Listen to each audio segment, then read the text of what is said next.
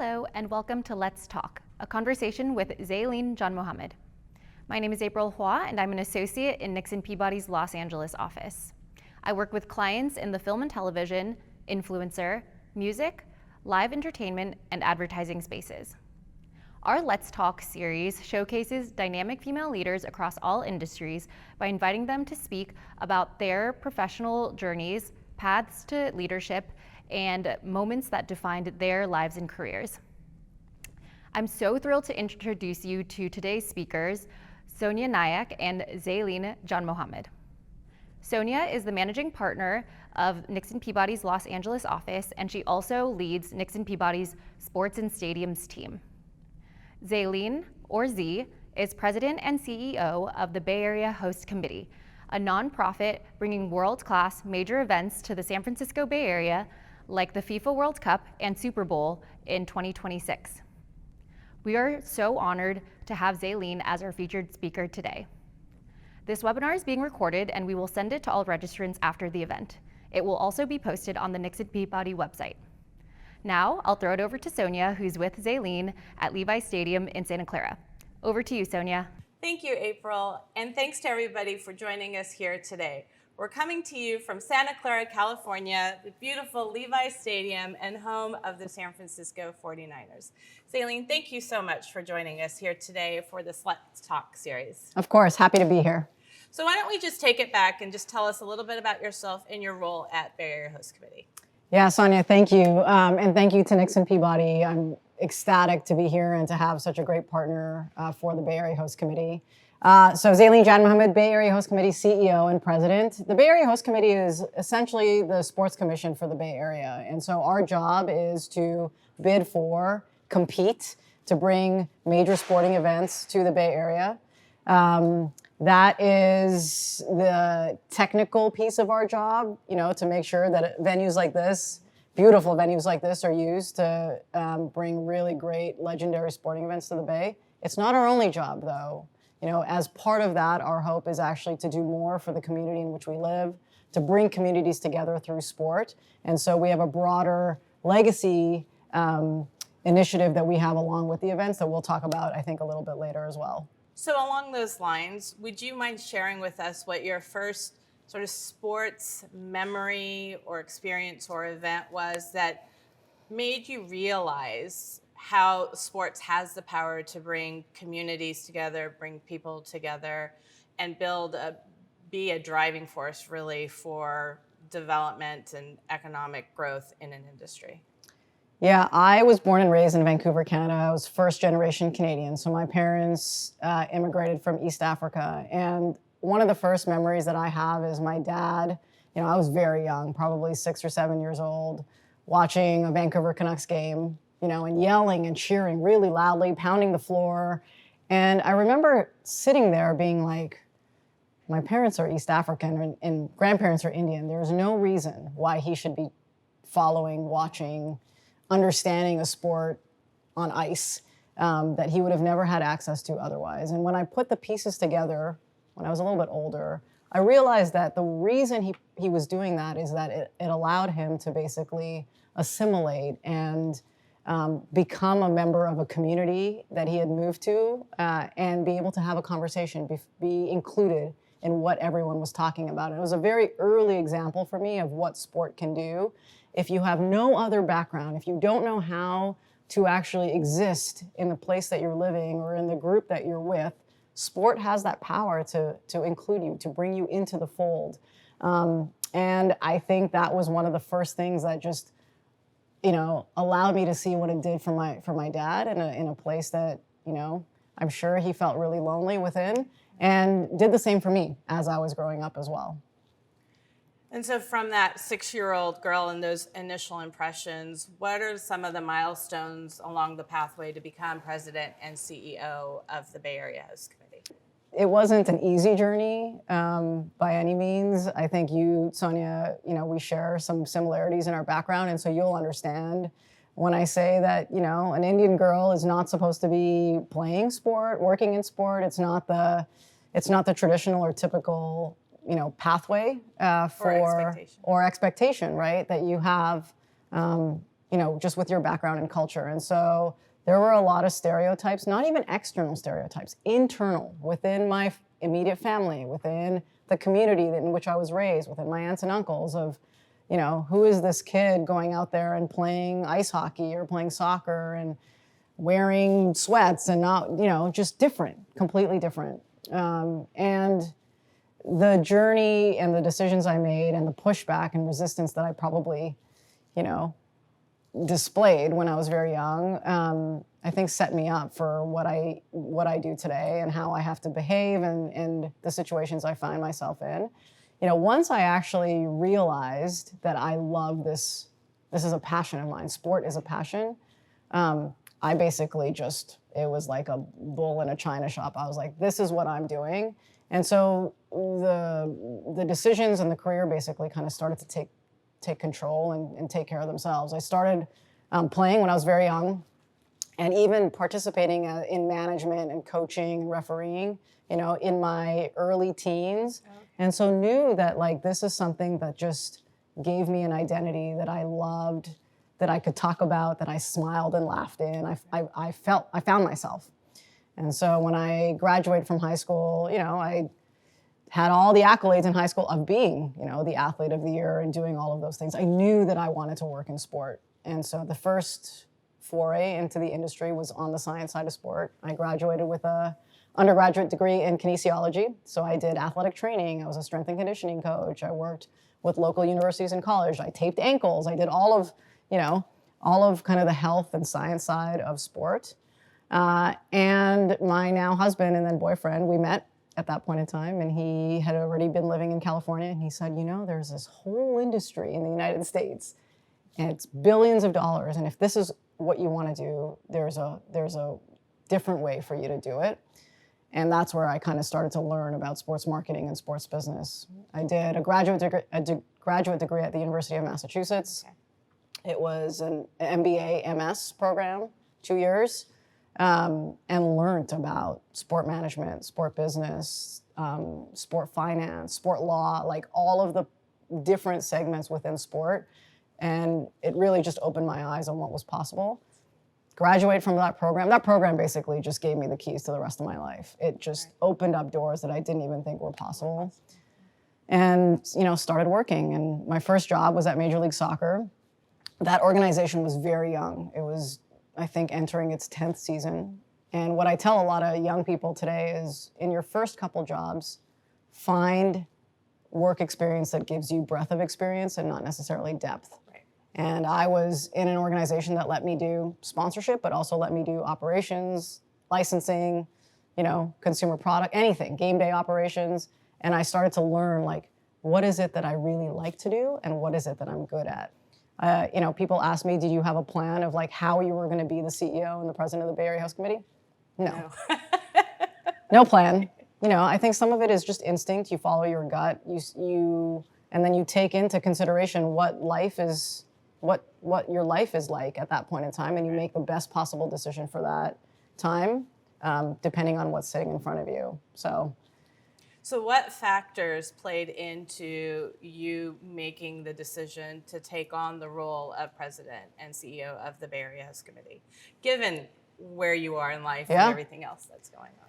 I usually have, every time I'm ready to start to move or think about the next thing, I try to identify 3 to 5 things that are the most important things to me at that point in time. And so when I was looking at my next job post LA 28, I wanted to be in a place where I had an opportunity to make an impact, not just on a team and an organization, but in my community. So that was number 1. Number 2, I wanted to just lead. I felt like I was ready and at a place in my career that I had learned from so many different leaders, great leaders, and I wanted to be the one starting to make the decisions of how an organization was going to be structured, the decisions we were going to make to move forward. I felt ready to do that. And then I wanted to be in the Bay, right? I'd worked in the Olympics, in the Olympic and Paralympic movement for so long and loved it. I'm in love with that movement. It's been the majority of my career. But I've lived in the Bay since 2006 and never worked on an event within sport, team or otherwise, in my hometown. And, one of my Olympic experiences was working for Vancouver 2010 while I was at Visa. There's just something about working for your home city that you just can't replicate. You have a lot of pride, you care. There's just an intangible that it's hard to find anywhere else. And it was time for me to come home and work on an event in my home. You mentioned sort of the background, our mutual or shared background of being the children of immigrants, being women of Indian heritage, and being women who work in still what is largely industries that are underrepresented when it comes to women, whether it be in leadership roles or in other roles generally. So how has this unique perspective impacted your leadership style now at the Bay Area Host Committee, and perhaps helped you drive innovation in a way that might be different from others?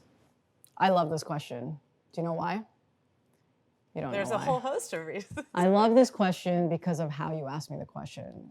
And a lot of people ask me this question in terms of, because you are who you are, what challenges did you have to overcome to get where you are today? And you flipped it by saying, Well, I appreciate the challenge. there you go. And you flipped it because you said, how do you actually leverage the uniqueness of who you are to do what you want to do? And so thank you, because I never get that question that way. And I do see it as an advantage. It's not that it hasn't been a barrier or a challenge that I've had to go through, probably similar to you. But I think I bring just a different perspective. I've come from a different culture and background. I was raised in a very different environment. And I have, therefore, a very specific way I want to lead this organization, and I want to direct it to do 3 ridiculously amazing events in this market. And I think that my board, for sure, really has started to understand that uniqueness in the room, and has allowed me to say, hey, I don't actually want to do it that way. I would like to do it differently, and here's why. So there's a great story that actually I will use as an example to this question. And I think you know the story, and you like the story. So we were bidding for Super Bowl 60 in March, April, May of last year. 2023. Of last year. Yeah. And there is a very templated way to bid for an event of that nature, right? You do a lot of pre-work, you submit a lot of materials to the organization, in this case the NFL, and then you have to go present. And that presentation, again, is very templated. It's like you are directed. It's like 5 slides. There are certain things you have to say. There's a vote that follows, et cetera. And I heard all of this, and I told my board at that time that I don't want to do it that way. I don't like templates. Right. I don't think that just doing it the same way because everyone before me has done it that way is always the right answer. It can be sometimes, but in this case, I felt like I had more to share. And in that presentation then, Sonia, I actually took a minute to talk about what my story was, right? I spent an entire slide of the 5, so 20% of my deck, on, let me give you a piece of my background. The fact that I am first-generation Canadian, that I have East African and Indian heritage, and how that represents the Bay and the diversity of the Bay and the things that are possible in this market. And for me, that's a great example of someone who comes in that is a little bit different and is allowed to talk about their story as a representation of the market that we live in. And I think that that allows people to understand us just a little bit differently, right? Without that background and experience, and without my willingness to share it, and without the approval of my board to say, yes, go ahead and do it your way, that doesn't happen. And the NFL and the people making the decisions don't see us in the light that we should be shown, right? So.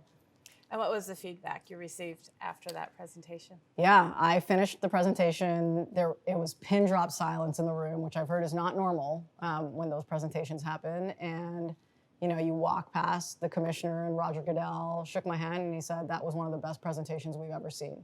And it made me feel good. It just validated. Yeah. It validated just thinking differently, and it validated that I am okay to be in this role and to share the story about where I came from, because it's important to do so.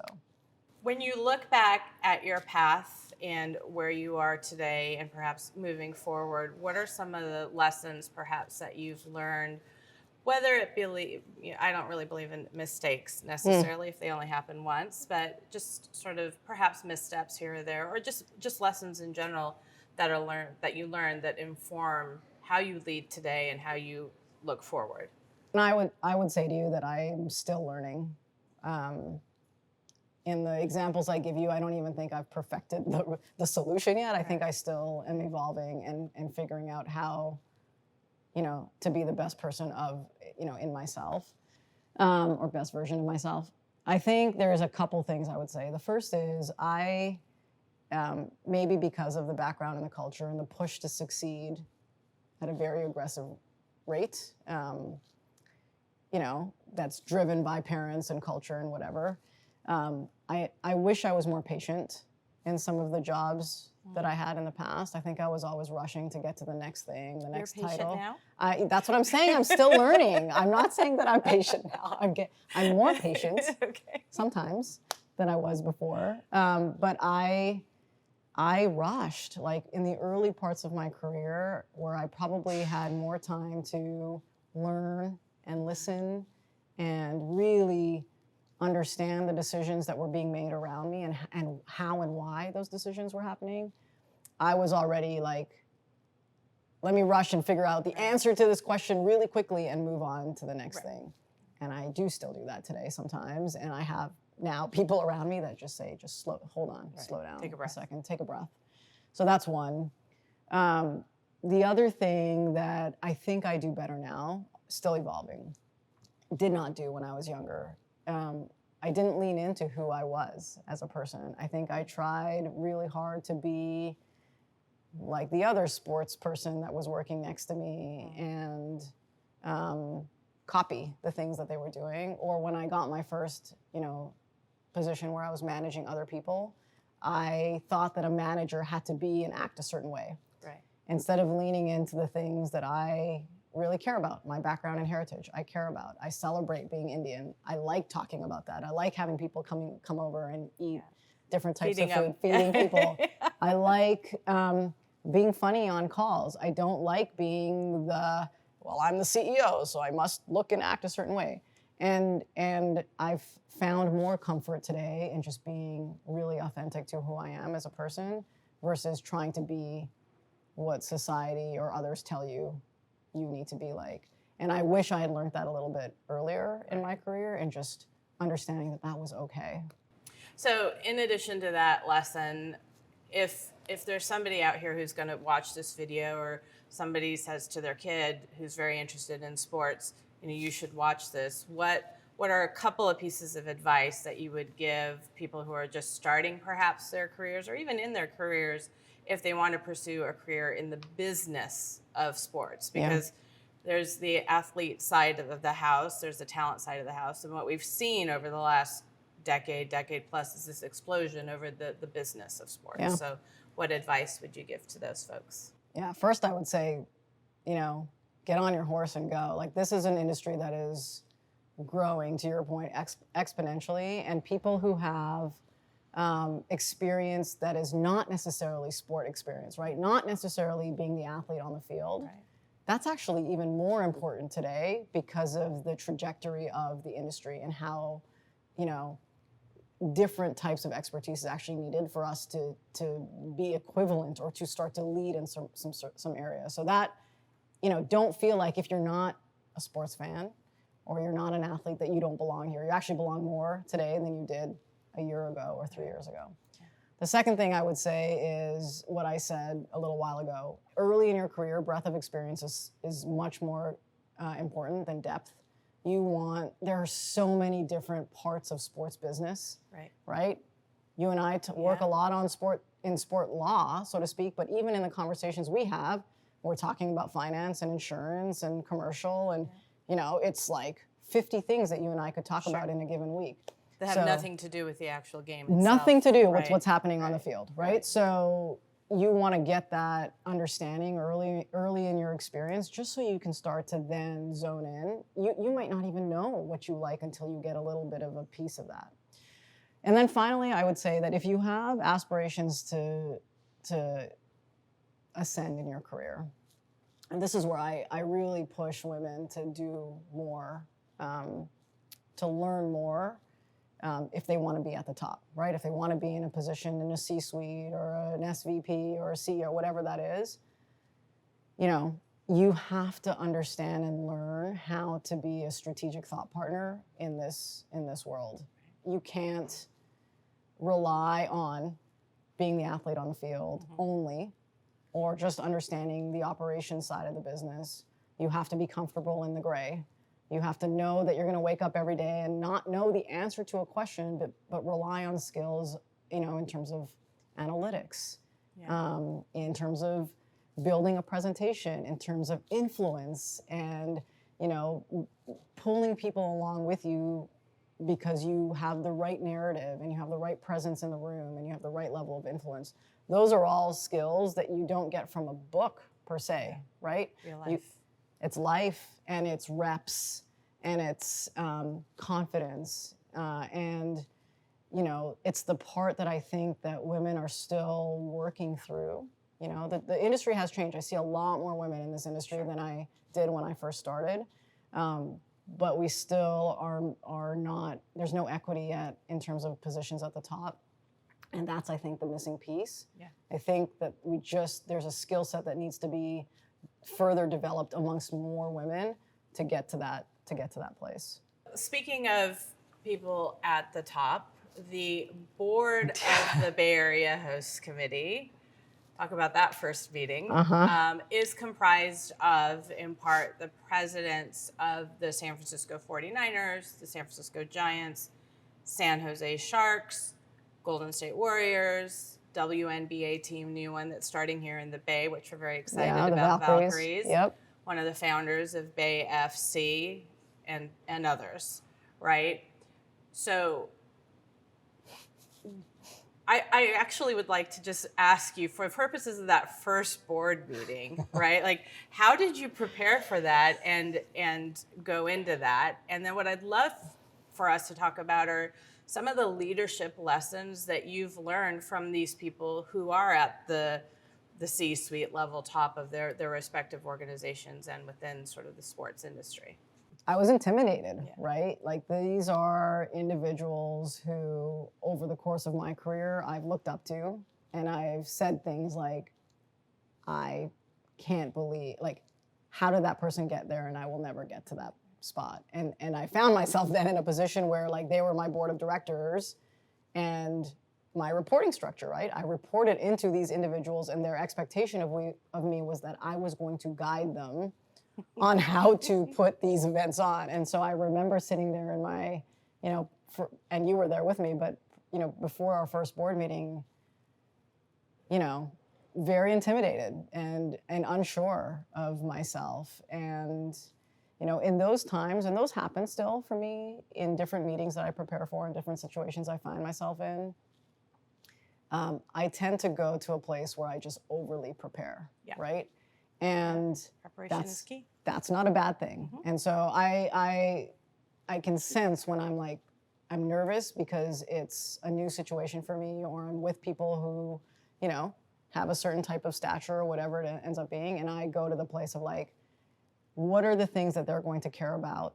And what are the questions they're going to ask me? And how do I answer those questions before they ask? Right? So what is the preparation I'm going to do so that they don't even have to ask the question? I'm going to answer it before they even do that. So that was the first board meeting. Was I shaking walking into that? Absolutely, I was shaking, right? I actually kind of like that. I like that I still find myself in situations where I'm uncomfortable. That pushes me. It gets my adrenaline going. I'm still learning. Feels growth. It feels like growth. It feels like growth. I have gotten better at surrounding myself with people who help me in those situations. We practice a lot, right? And prep. We still prep. I just finished my 6th board meeting. Much more comfort in the room, me with them than with me. We have great dialogue in those board meetings, but I still prep almost as much as I did in the first meeting, right? In fact, I now have a better understanding now Right. today of what they're going to ask and what they're going to care about than I did in meeting number one. So the preparation doesn't go away. It's just making sure that you're preparing for the right things. And what are some of the leadership lessons that they've imparted to you or that you've just observed Yeah. from how, whether it be the questions they ask or how they approach certain situations? Yeah. Lesson number one, money matters, right? Right. So I knew that going in, but I didn't know the depth of which it mattered and how much time we would spend in each board meeting and pre-meeting and post-meeting really talking about our financials and how to make sure the organization is thinking about short-term sustainability and long-term growth, right? So for anybody that's in this position, thinking about being in positions like this, like you have to understand how a P&L of a business works, what your cash flow structure looks like, how to strategically present information that's financial in nature so that the board feels comfortable, can ask questions, right? All of those things matter. And I don't think I understood, how much and how much I needed to know, right? Not just my CFO, but that I really needed to understand. Because people look at you. Because people look Right. at me. I'm accountable, Yeah. right? So that's lesson number one. Lesson number two, in a room where you have the presidents and leadership of all of the Bay Area sports teams, plus functional experts in tech and community, et cetera, they're looking at you to tell them what to do. Like it might not feel intuitive, right? Because you have the president of the Niners and you're like, oh, he's going to tell me how to do this. Right. He's not. He's looking at me to say, hey, what do you need me to do you do? think? Tell me what I need to do. And so I've learned that my job as CEO is, as much strategist, thinker, operator to conductor. That is my job with them, is to make sure that they know in a given time, this is what I need you to do. I need you to pick up the phone and make this call. I need you to sit with me in this meeting. I need you to help me make this decision. And if I don't do that, they're not going to do it on their own. They have their own jobs, right? Yeah, to and do. then some. And then some. Yeah. So that's the second lesson that I've learned, that, again, like on-the-job training versus expectations that I had walking in. I know how important strategic partnerships are to the success of any organization or something like the host committee. But for the host committee in particular, what were the first couple of partnerships that you felt were critical in lining up, and how have they carried you through this process, and how do you see that going beyond? Yeah. So sports commissions typically, where they sit in the ecosystem in sport, they don't get too big. Most of them, if not all, are not-for-profit organizations. And so because of that, we stay very small. Now, when you're doing one event, let's not even talk about three. When you're doing one, there is no way you can run a Super Bowl without support, Yep. right? You need the support of the venue and the team. You need the support of government partners. You need the support of sponsors and corporate partners. And you need organizations that come in with you at the ground floor to help you execute against your vision. For us, like early when I started, I knew because of how small we were going to be as an organization, or not-for-profit status, that we were going to need support right away and on the ground floor. And you're smiling because I think you know where I'm going. The first organization that we basically brought on board was Nixon Peabody, right? Now you might be like, oh, I don't know if I should have made that decision, because the work that has, when we made that decision, we didn't have a Super Bowl in front of us, right? We just had the We World didn't have Cup. any of these events. Well, we had the World We have Cup. FIFA, We had the right, World right, Cup, but we right. did not have a Super Bowl. And Right. we did not have an NBA All-Star game. And so I'm sure there are days that you wake up like me and you're like, oh my God, what are we doing? But It's great. thank you. We could not do this without you guys, right? The volume of work, the type of work, the types of questions that we get. I need partners that are with me, like just walking the road, sometimes running the road with me, to say, hey, like we're gonna figure this out together. And so we were extremely lucky, and I'm so grateful for kind of the ground level partnerships we got right off the bat. Nixon Peabody, Fleischman Hillard, Lighthouse, right? Godfrey Dadich Partners, who did all of our branding. These are all organizations who care about the Bay, Yep.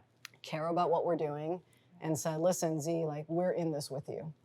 And Sonia, like number one, you're just grateful because there's so much work and you need the help. But number two, you have partners that are invested with you, which means something. Like walking in the room, walking into a meeting with you means something, right, for us. So can't do this without strategic partners. Can't do this without corporate partners. Right. Can't do this without government partners. It will be impossible for us to do this without, a circle of organizations, a big circle that does this with us. I tell my team in our staff meetings all the time, and even when you and I are chatting, that if all we do is just concentrate on the event on the field, we actually fail as an organization, right? That's the fun part, but it's the part that only a certain percentage of people get access to and get to go to. It comes and goes, right? The event comes, we'll have Super Bowl Sunday, and then party's left, right? So we talk about legacy a lot in our organization of like, what is it that we are going to do for the Bay Area that lives before an event, after an event, years after an event? What are the things that we stand for? What is the responsibility we have as an organization to give back to the Bay? And so we talk about it in three different ways. And again, finding legacy for us has to be authentic to what we do, right? So, we bring events. We unite the Bay through big events. So area number one that we're really thinking through right now is in workforce and supplier equity. Mm-hmm. So making sure that when the events do come here, that people and companies, small businesses, who might not otherwise have a chance to gain financially, maintain a career pathway, financial stability, can do so because the event is here. Right. So that's kind of focus area number one. Okay. Focus area number two is in the area of sport development. So making sure through these events that we are building ways for kids, for sure, but not just kids, to have access to sport. Again, particularly if they didn't have access, right, if not for the event itself. So all around sports for all, really thinking through access and inclusion. And then finally, the third focus area is in the area of climate and sustainability. And so we're sitting in a venue actually that has, I think LEED's gold certificate. The venue itself is already very, very climate forward. We live in the state of California. Most of the venues here are very climate forward. So thinking of what is the Bay Area Host Committee's role on top of what the venues are already doing from a climate perspective? Is it just using the events to educate people on when you come to an event, use mass transit? Yeah.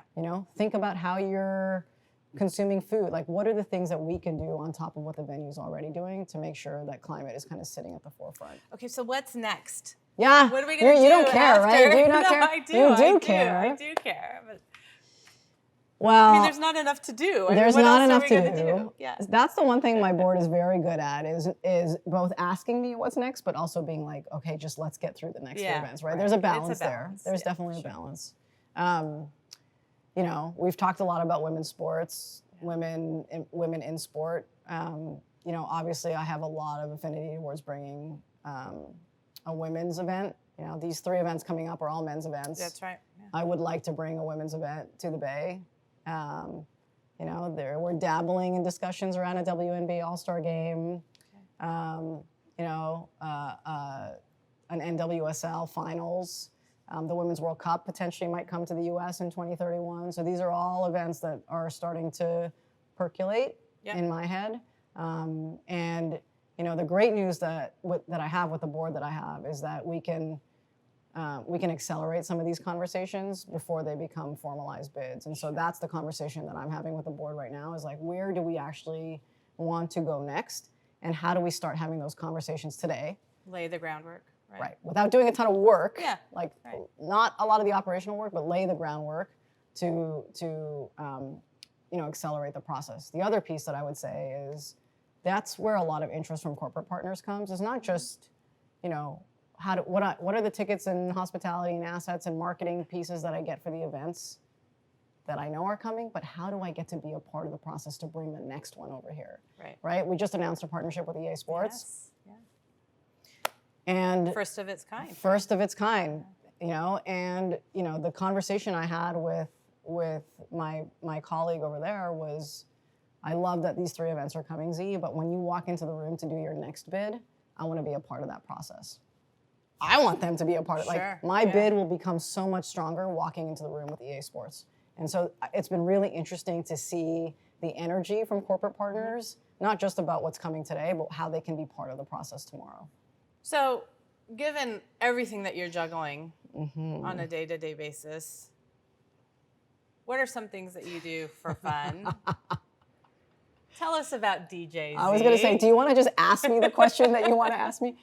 So, yes, I have a little side hustle. I've been a music fan, music lover for as long as I've loved sport. You know, I won't get down and dance right now. I might later on, but not right now. But I do DJ.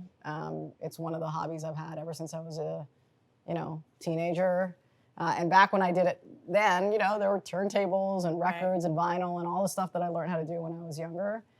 And, a few years ago, it was before I started this job, I realized I'd missed it because I'd stopped doing it for a long period of time. And I was on vacation with the family, and I kind of was staring off into the ocean, and I'm like, oh, I really want to do that again. Like Amazon, when I got home, all the equipment's just sitting in front of me, and I relearned how to do it with just the new tech that exists today. And so you might find a little bit of me dabbling on Instagram. It actually gives me a lot of creative space. Yeah. So if I have to It's an outlet, I would imagine. write a big deck, prepare for a board meeting, and if I'm just stuck in my own thoughts, I might actually go and do that for a few minutes and just unwind, let the other side of my brain take over for a minute, and just take some space there. It's my happy place, for sure. That's great. So Z, we like to close this out with a series of rapid fire questions. Are you ready? No. Okay. Favorite song? No, I'm not gonna sing this, but favorite song, "End of the Road" by Boyz II Men. It's a good one. I know. I'll sing it with you. Later, off camera. Bucket list travel destination that you have not been to yet. Have not been to Australia. Anywhere at this point, because I just haven't been to the entirety of the continent. I have to go, so I've heard. Athlete that you're most excited to watch? Yeah, this one's a fun one for me. So, I grew up playing ice hockey, still play and dabble here and there, not as often as I used to. There's a player who was drafted first overall that's coming to the San Jose Sharks that I'm super excited to watch. His name's Macklin Celebrini. He's a Vancouver kid. His dad works for the Warriors, so lots of different pieces that I'm really just excited to see what he can do for the organization. Just want to watch him play. He looks awesome. That's exciting. I am energized by? My family. They ground me a lot, and days that I'm just having a down day, I either have my husband who's like, you can do it, like the pep talk of, you're gonna go get after this, or the kids who just don't care who I am and what I do and are like, give me a cuddle. Do they walk around saying, I can do hard things? I can do it, yeah. Yeah, they walk around saying, I can do hard things. It's awesome, actually. And for them, listen, Sonia, to way back in our interview, I'm raising 2 Indian men.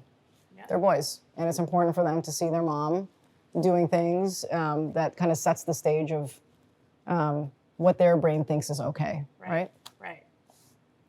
And here's the 5th and final question. Who will win Super Bowl 59? Oh, the Niners are winning Super Bowl 59. Just had to ask, had to confirm. Just have to get through the next few games. Like someone get through the injury bug and then. We're gonna do I've asked Kyle Shanahan. I was sitting at a table with him at a dinner 2 weeks ago, and we talked about Super Bowl 59, and I said, and he was obviously very gung-ho, and I'm like, can you also make sure that we win Super Bowl 60? Because that would be really helpful for me. Yeah. At which point Kyle was like, wait, that's here? And I'm like, oh my God. He goes, I just focus game by game. Game by game. I'm just focused game by game. So I'm like, win both. Win both. That's helpful. Win. Yeah, just win. Keep it up. Thank you so much, Zaileen. You're welcome. I get to hug you later? Yes. Awesome. Yeah. All right. Thank you. Thank you.